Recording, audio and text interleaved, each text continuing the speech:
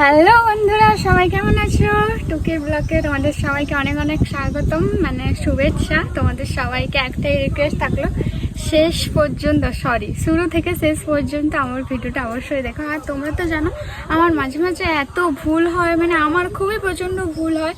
কারণ ধরো কোনো ব্লগ করতে যাচ্ছি উল্টাপাল্টা কথা, মানে সোজাভাবে বলতে পারি না, গুছিয়ে আর কি। আর তারপর হচ্ছে যে এখানটায় খুবই জোর বাতাস হচ্ছে, জানি তোমরা ব্লকের মধ্যে আমার আওয়াজটা হয়তো খুবই কম পাবে, বাতাসের আওয়াজটা খুব বেশি পাবে। তো আজকে আমাদের হচ্ছে এইখানটায় শ্যুটিং, আমাদের বলতে কি শুধু আমার একা হচ্ছে শ্যুটিং এইখানটায়। কারণ কি করব, ফ্রি টাইমে কেউ নেই বাড়িতে, তোমাদের দাদুভাইও নেই বাড়িতে, উনি গেছে শ্বশুর বাড়ি খাওয়া দাওয়া করতে, আর আমাকে নিয়ে যায়নি। তো চলো সেসব পরের কথা পরে বলবো।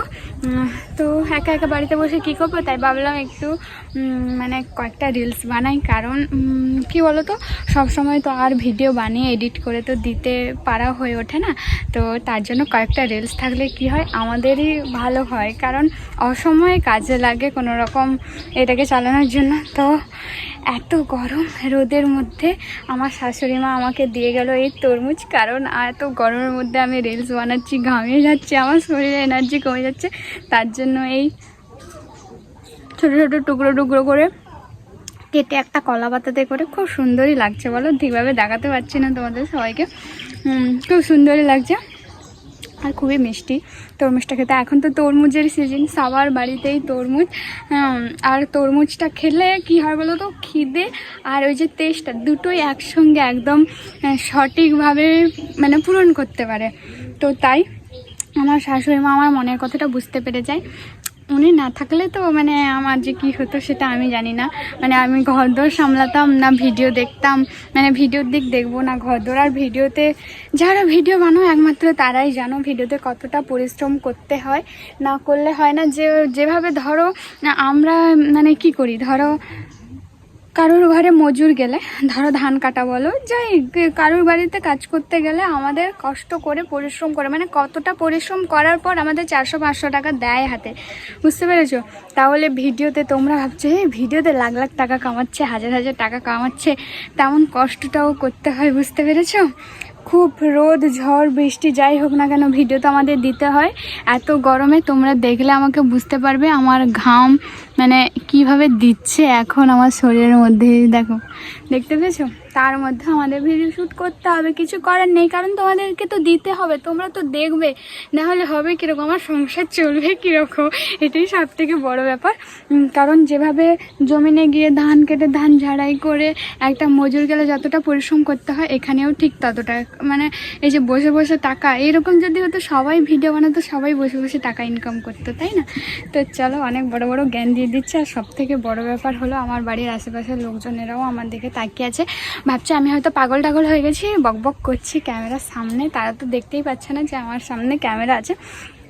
তো চলো, অনেকেই বলে যে দেবার বউ এখন লাখ লাখ টাকা ইনকাম করে। তো মানে সরি, লাখ লাখই, বাবা মুখ থেকে আমার এটাও বেরোলো, লাখ লাখ না না না, হাজার হাজার, ওই 1000 2000 করে মাসে কোন দিন আসে, তাও আসে না। তার পেছনে কত পরিশ্রম করতে হয় ভাই। শুধু সবাই বলে তোরা তো ঘরে বসে টাকা ইনকাম করছিস। আরে ঘরে বসে টাকা ইনকাম করলে তার পেছনে কত পরিশ্রম করতে হয় জানো? এই রোদে এখানে এসে রিলস বানানো, ভিডিও বানানো, এডিট করে টাইমে পোস্ট করে, মানে তাও তো আমার কদিন 4-5 দিন মতো আমার লাইভে বসা হয়নি। আমার লাইভের বন্ধুরা যে কি ভাবছে আমাকে সেটা আমি নিজেও জানি না। তো আমি চেষ্টা করছি এক্ষুনি একটু ভিডিও শ্যুট করার পর গিয়ে একটু লাইভে বসবো।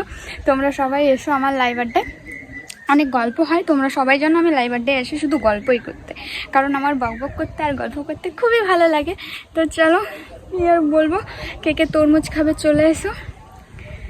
আর যারা যারা ভিডিও বানাচ্ছ, মানে এখন ভাবছো বানাবো কি বানাবো না, হয়তো কয়েকদিন ধরে, হয়তো কয়েক বছর ধরেও বানাচ্ছ, হচ্ছে না, আমার দ্বারা হবে না, বন্ধ করে দিই। তো আমিও আমার বিয়ে যত বছর, আমার ভিডিও তত বছর। আমার বিয়ে প্রায় বলতে কি 2 বছর হয়ে গেছে ডিসেম্বরে। তো আমি প্রায় 1 বছরের মাথায় মোটামুটি ভাইরাল হয়ে যাই তোমাদের ভালোবাসায়, ভগবানের আশীর্বাদে। তোমরা না থাকলে, ভগবান না থাকলে তো এই জায়গায় কোনোদিন পৌঁছতে পারতাম না। তো হয়তো আমি একটু বেশি পরিশ্রম করতাম, তখন সারা দিন বলতে গেলে ভিডিওর পেছনেই আমি খাটতাম। তখন নতুন নতুন বউ এসেছি তো এত কাজবাজও আমাকে করতে দিত না, বাড়িতে বসে থাকতাম আর শুধু ভিডিও করতাম, বানাতাম, ভিডিও পোস্ট করতাম। তোমাদের দাদাভাই এটাতে মানে এতটা গুরুত্ব দিত না, শুধু সে কী করতো, এই যে কোথায় কী সেট আপ করতে হবে কি না করতে হবে এইসব বিষয়গুলো ও দেখ।